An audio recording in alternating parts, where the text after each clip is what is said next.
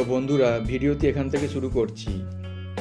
এখানে কিভাবে এলাম সেটা আমি আগের ভিডিওতে পার্ট 1-এ দেখিয়েছি। আপনারা সেটি দেখতে চাইলে সেই ভিডিওর লিঙ্ক আমি ডেসক্রিপশন বক্সে দিয়ে রাখছি। আজ আমি যাচ্ছি এই জয়পুর জঙ্গলের ভেতরে ব্রিটিশ আমলে তৈরি বিমান ঘাঁটিতে, আর সেখানে গিয়ে আমি জায়গাটিকে এক্সপ্লোর করে দেখাবো। তো চলুন শুরু করা যাক। এখন দাঁড়িয়ে আছি বনলতা রিসোর্টের কাছাকাছি। আমরা ওই দিক থেকে এসেছি, এই দিক থেকে এসে এই দিকে আমরা যাব। এদিকে জয়পুর জঙ্গল এখান থেকে শুরু হচ্ছে, আমরা এখান থেকে যাব। বিক্রম আমার সাথে আছে, আমার বাইকে এসেছি। এখানে জঙ্গল এসেছি, আমার জঙ্গলটা একটু দেখিয়ে দিই। এদিকে দেখুন জঙ্গল শুরু হয়ে গেছে অলরেডি। আমার বাইকটা রাস্তার ওই পারে দাঁড় করা আছে।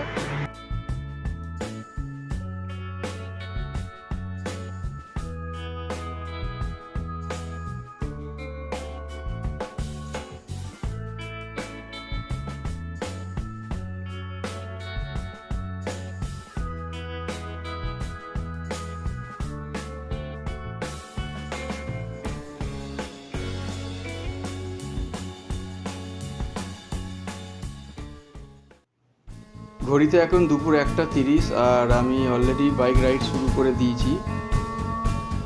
শীতকালের দুপুর, সূর্যের তেজ এমনি কম থাকে, আর এইদিকে সূর্যের আলো সেইভাবে পৌঁছাচ্ছে না। গাছগুলো এতটাই ঘন, আপনারা দেখতে পাচ্ছেন, এতটাই ঘন গাছ।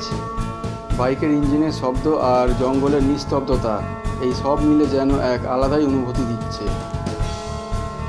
এই রাস্তাটা সোজা চলে যাচ্ছে বিষ্ণুপুরের দিকে। আমি এখন বিষ্ণুপুর যাব না, আমি সামনে কিছুটা গিয়ে লেফট টার্ন নেব, সেটা কিছুক্ষণ পরে আপনাদের দেখাবো।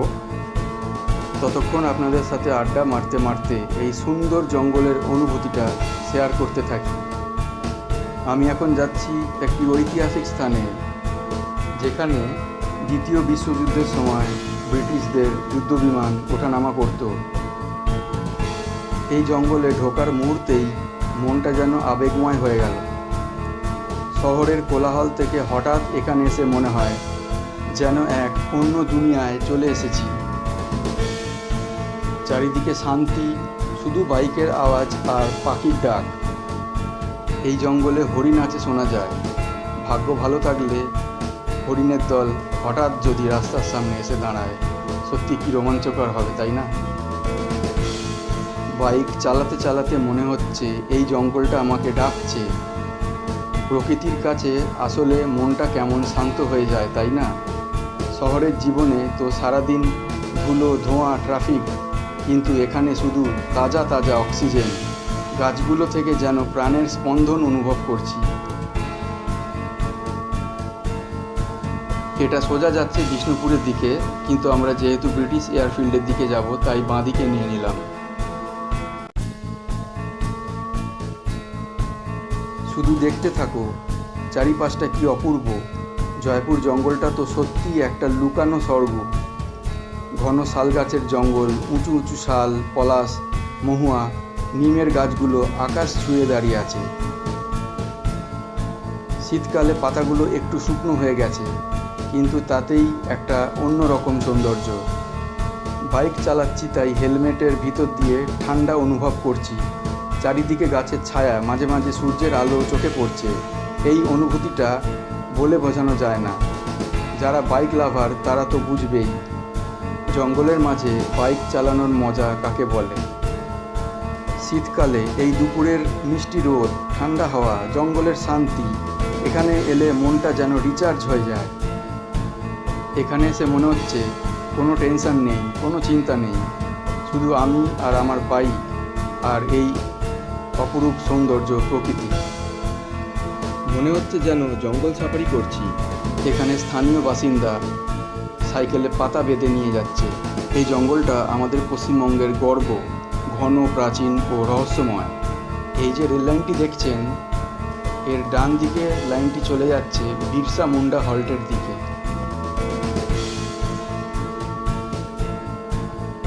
এইবার শুরু হয়ে গেল বাঁকুড়ার ঐতিহ্য লাল মাটির রাস্তা। লালচে মাটির রাস্তা, দুপাশে ঘন সবুজের দেওয়াল। ডান দিকে ঘন জঙ্গল, বাঁ দিকে মুকুটমণিপুর খাল, আর মাঝখান দিয়ে চলেছে লাল মাটির রাস্তা। কি সুন্দর সিনারি, তাই না? সূর্যের আলো গাছের ফাঁক দিয়ে ছড়িয়ে পড়েছে মাটিতে, যেন সোনালি দাগ কাটছে।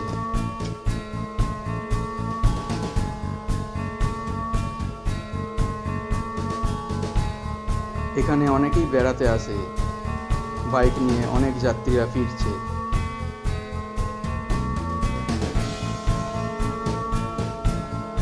এখানে রাস্তা একটু খারাপ, উঁচু নিচু, বুঝতেই পারছেন যেভাবে গাড়ি যাতায়াত করে এই রাস্তা দিয়ে, তাই রাস্তার অবস্থা এরকম হয়েছে। এই রাস্তা থেকে বোঝা যাচ্ছে এই রাস্তা দিয়ে বর্ষাকালেও গাড়ি যাতায়াত করে, যার ফলে রাস্তাটা এরকম খারাপ অবস্থায় দাঁড়িয়েছে।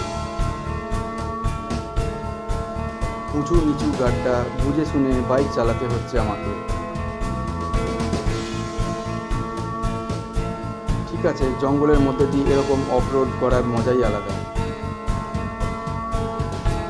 মাঝে মাঝে ভালো রাস্তা, মাঝে মাঝে অফ রোড, এই সব মিলে এক আলাদা অ্যাডভেঞ্চার।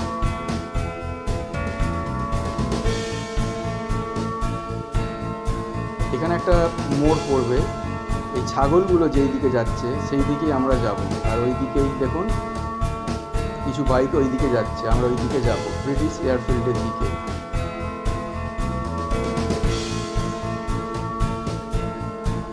যাবার পথে মাঝখানে একটু জঙ্গলটা ভিউ নেবার জন্য দাঁড়িয়ে পড়লাম। একটুখানি দেখিয়ে দিই ভেতরের জায়গাটা, জঙ্গলটা কত গভীর এখান থেকে বোঝা যাবে। ক্যামেরা যতটা ক্যাপচার করছে দেখাচ্ছি আমি, জঙ্গলটা কতটা গভীর, ভেতরে শেষ মাথাও দেখা যাচ্ছে না, এতটা গভীর জঙ্গল।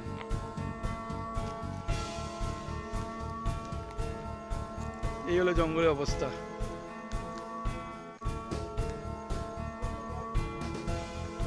জঙ্গলটা কতটা গভীর ওটা দেখানোর জন্য একটু দাঁড়িয়ে ভিডিওগ্রাফি করে নিলাম। আমরা এখন জঙ্গলের ভেতরে আছি। এখন আমরা যাব ব্রিটিশ এয়ারফিল্ড, যেটা স্বাধীনতার আগে ছিল। ব্রিটিশরা এখানে তাদের যুদ্ধ বিমান এখানে নামা ওঠা করতো, সেই জায়গাটা আমরা যাব। আমরা ওই দিকে যাব। আর আমরা এসছি ঠিক আমরা এই দিক দিয়ে এসছি, বাইকে করে এদিক দিয়ে এসছি, এখন এখানে দাঁড়িয়ে আছি। আর জঙ্গলটা ভিউটা তো দেখালাম। আর তাহলে ঠিক আছে, আমরা এয়ারফিল্ডে গিয়ে তারপর আর বাকি ভিডিওটা শ্যুট করছি। আমার বাইক এখানে আছে, আমি বাইক স্টার্ট দেবো। এখানে সাথে আমার বিক্রম আছে। বাকি ভিডিওটা আপনারা ব্রিটিশ এয়ারফিল্ডে গিয়ে দেখা হবে।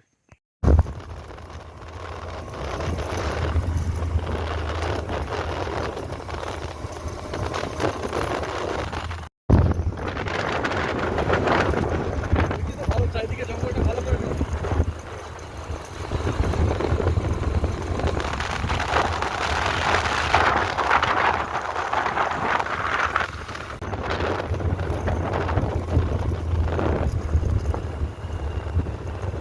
এখান থেকে স্টার্ট।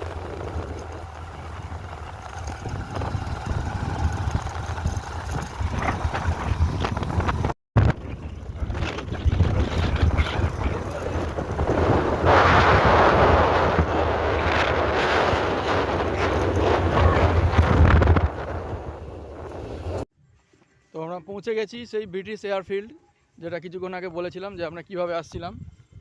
আর এই পুরোটা আমি দেখিয়ে দিই একবার চারিদিকে। এই দেখুন কতটা বড় এরিয়া এই ব্রিটিশ এয়ারফিল্ডটা। আমার বাইক ওখানে রাখা আছে, ওইখান থেকে আমরা এসেছি। ওই সোজা রাস্তাটা দেখতে পাচ্ছেন, ওই সোজা এসে এখানে আমরা বাইক পার্ক করেছি। বাইক পার্ক করে এই জঙ্গলটা আমরা উপভোগ করছি।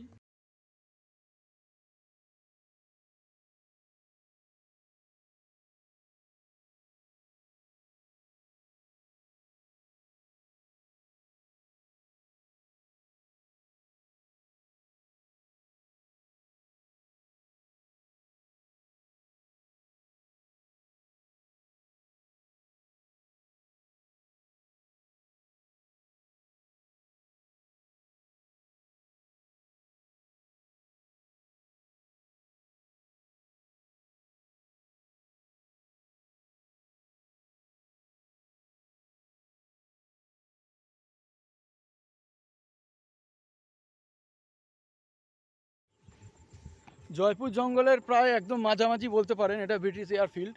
স্বাধীনতার আগে এখানে ব্রিটিশদের প্লেন নামা ওঠা করতো।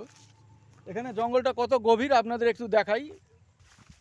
আমরা এখন ব্রিটিশ এয়ারফিল্ড থেকে একটুখানি ভেতরে এসেছি, খুব বেশি আসিনি। জঙ্গলটা কতটা গভীর একটু দেখানোর জন্য এসেছি, আপনাদের একটু নিয়ে যাচ্ছি, দেখুন একবার। বেশি ভেতরে ঢুকতে খুব ভয় লাগছে, জঙ্গল কতটা গভীর আছে। এখানে কি জন্তু প্রাণী বা কোনো সাপ আছে কিনা তাও জানি না। আমরা জঙ্গলের একটু ভেতরে প্রবেশ করছি, বেশি দূর যাবো না। এখন সাপ গোপের ভয় থাকতে পারে বা কোনো জন্তুর ভয় থাকতে পারে। সামান্য ভেতরে ঢুকে যতটা পারলাম দেখাচ্ছি। আমার পিছনে বিক্রম আছে, ও ভিডিও করছে, আমিও করছি এখানে।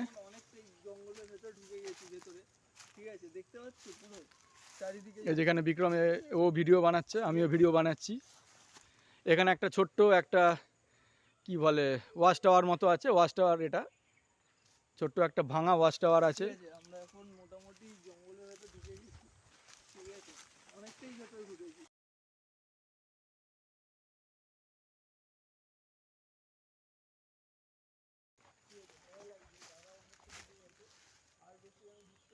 দারুণ লাগছে, দারুণ লাগছে। ডুয়ার্সের জঙ্গলের থেকে কম নয়, যথেষ্ট ভালো জঙ্গল, যথেষ্ট সুন্দর দৃশ্য, সবুজ ঘন জঙ্গল। আমাদের পশ্চিমবঙ্গে এরকম ঘন জঙ্গল খুবই ভাল লাগে। বিশেষ করে এটা দক্ষিণবঙ্গ হচ্ছে, দক্ষিণবঙ্গে এরকম জঙ্গল খুবই সত্যি মনোরম দৃশ্য। গাছগুলো ওপরটা একটু দেখিয়ে দিই, ওপরটা কীরকম গাছের।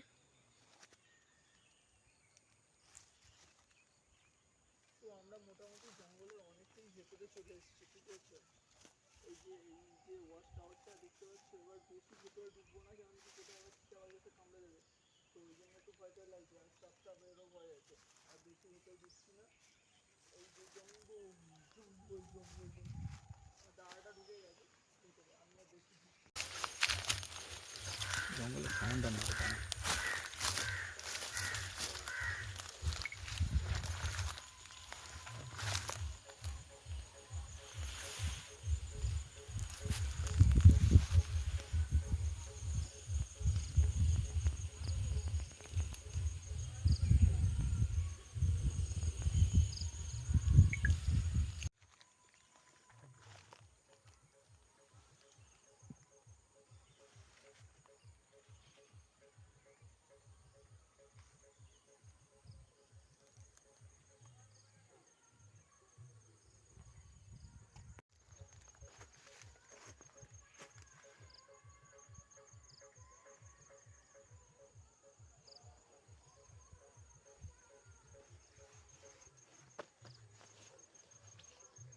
ভিডিও আমি ক্লিক করবো, আমি এখন করা হয়নি।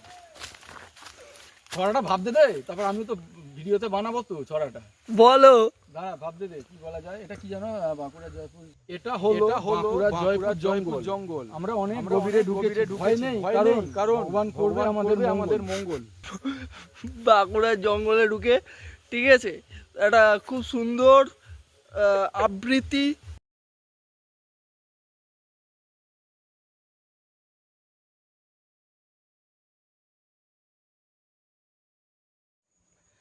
তো জঙ্গলের ভেতরে অনেকক্ষণই ছিলাম, এবার একটু বেরোচ্ছি বাইরে।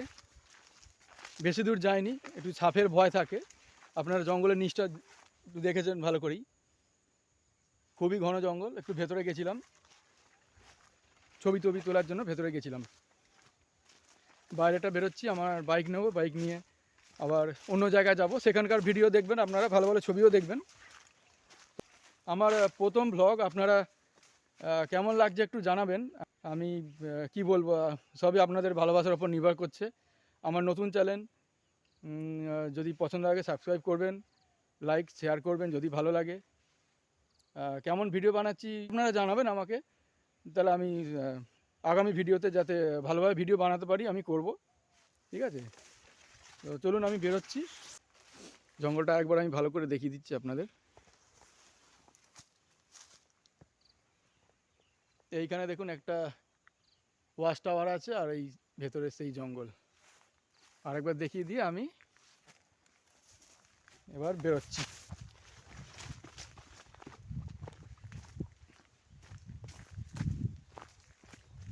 আবার বেরিয়ে পড়েছি ব্রিটিশ এয়ারফিল্ড। জায়গাটা সত্যি খুব ভালো লাগছে আমার। প্রত্যেক বছর আমি ভাবছি এবার আসবো, প্রত্যেক বছর এসে ব্লগ বানাবো। এত সুন্দর জায়গা, এত নিরিবিলি, শান্ত, এখানে বড় জায়গা, কত সুন্দর পিকনিক করার জন্য। আর একটা কথা বলে রাখি, এখানে আমি অনেক বোতল দেখতে পাচ্ছি, আপনাদের দেখাই যে এগুলো আপনারা একটু করবেন না। এখানে বোতল পড়ে আছে, আরও অনেক জায়গায় দেখলাম বোতল পড়ে আছে, এরকমভাবে নোংরা করবেন না, যাতে জায়গাটা পরিষ্কার থাকে সেইভাবে রাখবেন। বারবার আসবেন, ঘুরতে ভালো লাগবে। আমার তো, আমি প্রথমবার এসেছি, আমার মনে হচ্ছে আমি এরপরে প্রত্যেক বছরই একবার করে অন্তত আসবো। আমি এবারে তো বাইকে এসেছি, আশা করি বাইকেই পরের বার থেকে আসবো। তো 2:30 বাজে, আমি অন্য একটা স্পটে যাব, সেই স্পটে কি ভিডিও বানাবো, এই ভিডিওটা আবার দেখবেন। আপাতত এখানে শেষ করছি, কিছু ভালো ভালো ফটো শেয়ার করবো, সেগুলো দেখবেন, আর পারলে রিল বানাবো।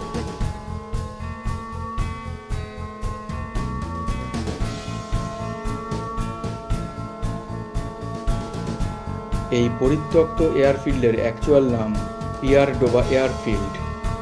এখানকার স্থানীয় লোকেরা এটিকে বাসুদেবপুর চাতাল বলে। এই জায়গাটি ছিল দ্বিতীয় বিশ্বযুদ্ধের সময় সম্মিলিত মিত্র বাহিনীর একটি সামরিক বিমান ঘাঁটি। এটি ব্রিটিশ শাসনকালে 1942 সালে তৈরি হয়েছিল। দ্বিতীয় বিশ্বযুদ্ধ শেষ হবার পর 1945 সালের 26 সেপ্টেম্বর এই এয়ারফিল্ডটি বন্ধ হয়ে ব্রিটিশ সরকারের হাতে ফিরিয়ে দেওয়া হয়েছিল এবং পরে পরিত্যক্ত হয়ে এরমভাবেই পড়ে থাকে। এই স্থান আমাদের স্মরণ করিয়ে দেয় ভারতের দ্বিতীয় বিশ্বযুদ্ধের অজানা অবদান। এখানে তখন যুক্তরাষ্ট্রের বিমান বাহিনীর যুদ্ধবিমান ওঠানামা করত এবং এটি এশিয়া অভিযানে সহায়তা করত। ব্লগটি শেষ করার আগে আরও কিছু তথ্য দিচ্ছি। সাল 1942, তখন দ্বিতীয় বিশ্বযুদ্ধ চলছে। তখন ব্রিটিশ সরকার এই এয়ারফিল্ডটি নির্মাণ করে। 1944 সালে জাপানের মূল ভূখণ্ডে প্রথম ল্যান্ড বেস B-29 হামলা এই এয়ারফিল্ড থেকে যাত্রা শুরু হয়। দ্বিতীয় বিশ্বযুদ্ধে অপারেশন ম্যাটারহর্নের বিশেষ ভূমিকা আছে এই এয়ারফিল্ডের। এখান থেকে জাপান, থাইল্যান্ড, বার্মায় বোমা নিক্ষেপের জন্য বিমান ওড়ানো হয়। এই জায়গায় পুরানো রানওয়ের ছাপ বন জঙ্গলে ঢেকে গেছে, কিন্তু তার অস্তিত্ব আজও এখনও রয়ে গেছে।